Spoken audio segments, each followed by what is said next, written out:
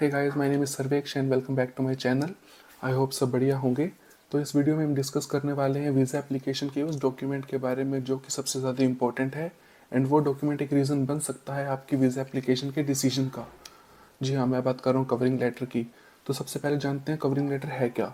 Covering letter एक वो document है जो कि सबसे ज़्यादा इंपॉर्टेंट है, क्योंकि जब भी एक वीज़ा ऑफिसर आपकी फ़ाइल चेक करता है वो सबसे पहले कवरिंग लेटर ही उठाता है, क्योंकि कवरिंग लेटर में ही मेंशन होता है कि आप कौन हैं, क्या करते हैं, आपकी ट्रैवल की इंटेंशन क्या है और आपने अपनी एप्लीकेशन में क्या क्या डॉक्यूमेंट्स अटैच करे हैं। तो इस वीडियो में हम डिस्कस करेंगे कि एक अच्छा कवरिंग लेटर कैसे लिखा जा सकता है। एंड ये चीज़ आप ध्यान रखिए कि आप जब भी एक कवरिंग लेटर लिखें वो इतना भी शॉर्ट ना हो कि आपने हाफ पेज में ख़त्म कर दिया, और वो इतना भी बड़ा ना हो कि आपने उसमें अपनी पूरी बायोग्राफी ही लिख दी। कवरिंग लेटर बेसिकली 1.5 या 2 पेज का हो जाता है। एंड जब भी मैं अपने लिए कवरिंग लेटर लिखता हूँ किसी भी कंट्री का वीज़ा के लिए, तो मैं अपने कवरिंग लेटर को 5 पार्ट में डिवाइड कर लेता हूँ। एंड मैं वही 5 पार्ट आपको बताऊँगा कि कौन कौन से हैं। एंड इस वीडियो के लास्ट में मैं अपना कवरिंग लेटर भी दिखाऊँगा कि जो मैंने अभी रिसेंटली यूज़ किया था स्विट्ज़रलैंड वीज़ा के लिए। एंड तो इस वीडियो को शुरू करते हैं। तो फर्स्ट पार्ट या फर्स्ट क्वेश्चन बेसिकली ये है कि आपको वहाँ पे क्यों जाना है, वहाँ पे आप क्या करोगे और आपके ट्रिप का एक्सपेंस कौन पे करेगा। इस चीज़ को हम एक ओवरव्यू के साथ समझते हैं।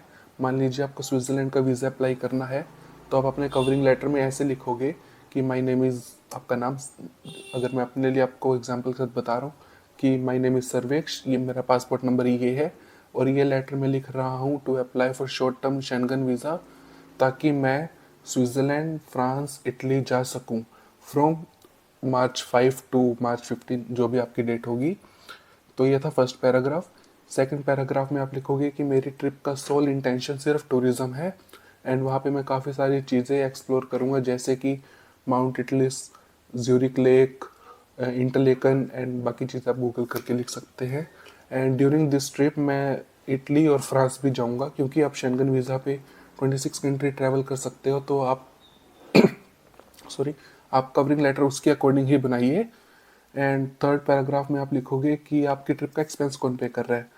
अगर आप जॉब करते हैं, बिजनेस है, तो आप लिखोगे कि I am sponsoring my own trip and I am attaching all the documents, कि जिससे कि ये प्रूफ हो कि मैं अपने ट्रिप का पूरा एक्सपेंस खुद पे कर सकता हूँ। बट अगर आप स्टूडेंट है तो आप ये लिखोगे कि my parents are going to sponsor me and they will pay all the expense of my trip.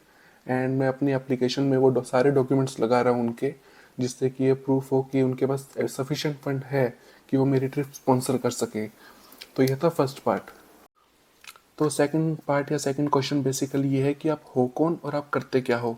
अगर आप जॉब करते हो या बिजनेस करते हो तो आप ये चीज़ मेंशन करोगे कि with regard to myself I am currently working as an, आपकी जॉब प्रोफाइल, एट जहाँ पे आप काम करते हो उसका नाम, and my organisation has no objection कि मैं यूरोप ट्रिप पे जा सकता हूँ from this date to this date. And साथ में आपको एनओसी लेनी पड़ेगी आपके एम्प्लॉयर से, उसका फॉर्मेट मैं आपको डिस्क्रिप्शन में दे दूंगा। अगर आप स्टूडेंट हैं तो आपको ये चीज़ लिखना होगा कि with regard to myself I am currently pursuing, जो आप कोर्स कर रहे हैं उसका नाम, from one of the reputed institute of my area, that is institute का नाम, and my institute has no objection कि मैं यूरोप ट्रिप पे जा सकता हूँ from this date to this date. And same आपको अपने स्कूल या कॉलेज से भी एनओसी लेनी पड़ेगी कि उनको भी कोई ऑब्जेक्शन नहीं है कि वो, कि आप ट्रिप पे जा सकते हो। तो ये था सेकंड पैराग्राफ। तो थर्ड पार्ट या थर्ड क्वेश्चन बेसिकली ये है कि क्या आपके पास इतना फंड है कि आप अपने ट्रिप का एक्सपेंस कवर कर सको।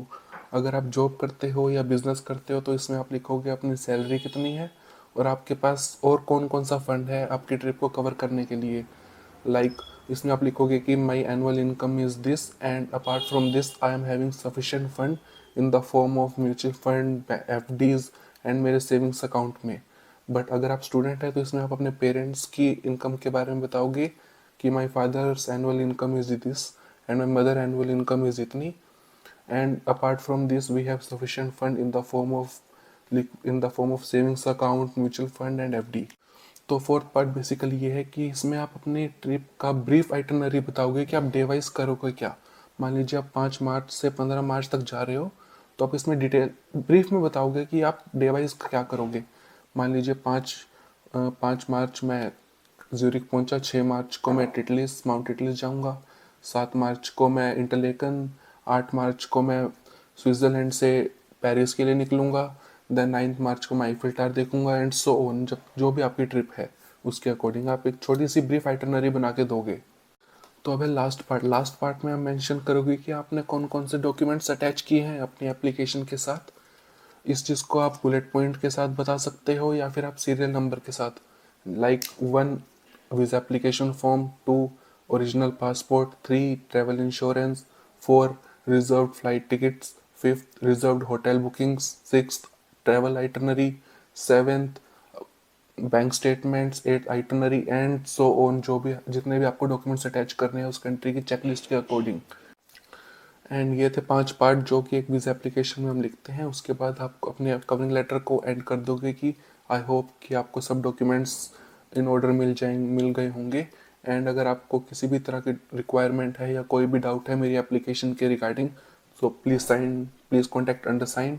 उसके बाद आप थैंक यू, अपना नाम, अपने सिग्नेचर एंड अपना फ़ोन नंबर और ईमेल एड्रेस जिस पे वो कॉन्टैक्ट कर सकें अगर उन्हें किसी चीज़ की रिक्वायरमेंट है तो। जब भी मुझे अपना वीज़ा अप्लाई करना होता है, एंड यही letter last to last week जब मैंने अपना स्विट्ज़रलैंड का वीज़ा अप्लाई किया था तब यूज़ किया था। तो मैं आपको दिखा देता हूँ कि मैंने क्या लिखा हुआ है और आप इसको अपने अकॉर्डिंग कैसे लिख सकते हो या मॉडिफाई कर सकते हो।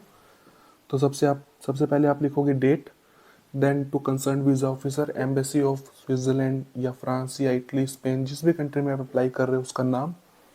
देन सब्जेक्ट में application for short term Schengen visa. आप चाहो तो इसके आगे डेट भी लिख सकते हो, like application for short term Schengen visa from March 5 to March 15। Then respected visa officer.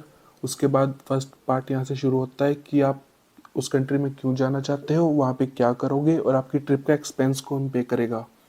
तो मैंने भी यहाँ पे ऐसे ही लिखा है, like my name is Sarveksh, then अपना पासपोर्ट नंबर। और ये लेटर मैं लिख रहा हूँ शॉर्ट टर्म वीज़ा अप्लाई करने के लिए to visit Switzerland, Italy and France from February 5 to 23 February। और सेकंड पैराग्राफ में क्यों अप्लाई कर रहा हूँ, टूरिज़्म पर्पज़ के लिए। और वहाँ जाके मैं काफ़ी सारी टूरिस्ट डेस्टिनेशन एक्सप्लोर करूँगा, like Zurich lake, mount Titlis, Interlaken and बहुत सारी। एंड इस ट्रिप के साथ मैं इटली और फ्रांस भी जाऊँगा ताकि मेरा एक टूरिस्ट एक्सपीरियंस काफ़ी अच्छा हो सके। उसके बाद मेरी ट्रिप का एक्सपेंस कौन पे कर रहा है, मेरी ट्रिप का एक्सपेंस पे कर रहे हैं मेरे पेरेंट्स।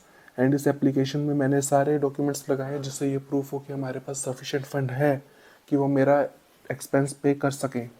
उसके बाद अगर आपकी कोई ट्रैवल हिस्ट्री है, आप पहले किसी कंट्री में ट्रैवल्ड हो, तो यहाँ पे आप लिखोगे कि मेरी एक ट्रैवल कि मैं काफ़ी ट्रैवल ऑलरेडी कर चुका हूँ, मैं इस कंट्री में ट्रैवल कर चुका हूँ इस टाइम पे। बट अगर आपकी कोई ट्रैवल हिस्ट्री नहीं है तो आप ये पैराग्राफ स्किप कर सकते हो। सेकंड पार्ट में आप वही बताओगे कि आप कौन हो और आप क्या करते हो। मैंने यहाँ पे मैं स्टूडेंट हूँ तो लिखा है कि आई am currently pursuing BECSC from अपनी यूनिवर्सिटी का नाम। एंड आप स्टूडेंट हो तो आप यहाँ पे अपने पेरेंट्स के बारे में बताएंगे कि उनके आपके पेरेंट्स क्या करते हैं, क्योंकि आपकी ट्रिप का एक्सपेंस आपके पेरेंट्स ही पे करेंगे। बट अगर आप जॉब करते हो या बिजनेस करते हो तो यहाँ पे आप अपने बारे में लिखोगे कि हम करंटली वर्किंग एज एन, जो आप काम करते हो वो जहाँ पे काम करते हो उसका नाम। देन थर्ड पार्ट में फाइनेंशियल प्रोफाइल। अगर आप जॉब करते हो तो आप अपनी इनकम लिखोगे और आपके पास जिस भी तरह का सेविंग्स में फ़ंड है, अकाउंट में फ़ंड है, म्यूचुअल फ़ंड है या एफडी है, आप उसको लिखोगे कि मेरे पास म्यूचुअल फंड्स हैं, एफडी है और मेरे बैंक में भी इनफ फंड है कि मैं अपनी ट्रिप का एक्सपेंस खुद पे कर सकता हूँ। बट अगर आप स्टूडेंट हैं तो आप अपने पेरेंट की इनकम लिखोगे कि मेरे फादर की एनुअल इनकम इतनी है, मेरे मदर की एनुअल इनकम इतनी है और हमारे पास इस तरह का फंड है सेविंग्स में कि मैं वो यूज़ करके अपनी ट्रिप का एक्सपेंस पे कर सकता हूँ। देन फोर्थ पार्ट में आप लिखोगे अपनी एक ब्रीफ आइटनरी, डे वाइज आप क्या करोगे उस कंट्री में। लाइक 5 फरवरी को मैं ज्यूरिक एयरपोर्ट पहुँचूँगा, 6 तारीख को मैं माउंट इटली जाऊँगा, 7 को मैं खाली दिन मेरा, मैं उस दिन सिर्फ शॉपिंग करूँगा, 8 को मैं इंटरलेकन जाऊँगा, 9 को मैं स्विट्ज़रलैंड से इटली के लिए निकलूँगा, 10 को स्विट्ज़रलैंड इटली में मेरा एक दिन खाली, 11 में मैं लीनिंग टारो पीसा जाऊँगा, 12 को मैं इटली से फ्रांस के लिए निकलूँगा, देन 13 एंड 14 को मैं वापस इंडिया। एंड लास्ट में वही आप कौन कौन से डॉक्यूमेंट्स अटैच करोगे अपनी एप्लीकेशन में। मैंने यहाँ पे यही लिखा है कि जैसे एप्लीकेशन फॉर्म हो गया और सारे passport, travel insurance, travel itinerary, hotel booking, hotel reservation, जो भी आप अपने डॉक्यूमेंट्स लगाना चाहते हो उस सब का एक लिस्ट आप यहाँ पे लिखोगे कि मैंने अपनी एप्लीकेशन में ये डॉक्यूमेंट्स लगाए हैं। देन लास्ट में आप इसकी एंडिंग करोगे कि आई होप आपको सभी डॉक्यूमेंट ऑर्डर में मिल जाएं। एंड अगर कोई भी आपको इशू है मेरी एप्लीकेशन में या कोई भी डाउट आ रहा है तो आप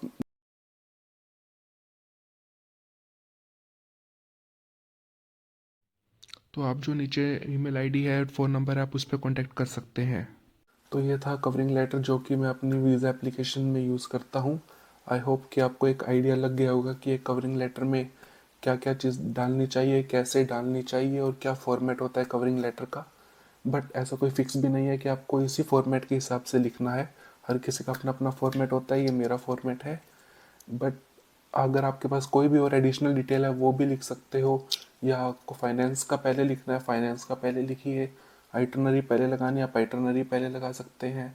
बट ये चीज़ ध्यान रखिए कि आप क्यों जाना चाहते हैं, वहाँ क्या करेंगे और आपकी ट्रिप का एक्सपेंस कौन पे करेगा, ये चीज़ हमेशा फर्स्ट में होनी चाहिए। बाकी नीचे की डिटेल आप आगे पीछे कर सकते हैं। तो ये था सारा कुछ एक कवरिंग लेटर के बारे में कि एक अच्छा कवरिंग लेटर कैसे लिख सकते हैं, उसका क्या फॉर्मेट होता है। एंड अगर आपको इस वीडियो में वो इन्फॉर्मेशन मिल गई है जो कि आप ढूंढ रहे थे एंड ये वीडियो आपको इन्फॉर्मेटिव लगी तो please like this video. And ये वीडियो उनके साथ भी शेयर कीजिए जो कि शेंगन वीज़ा अप्लाई करना चाहते हैं या उनको कवरिंग लेटर लिखने में इशू आ रहा है। So thank you for watching this video, मिलते हैं अगली वीडियो में।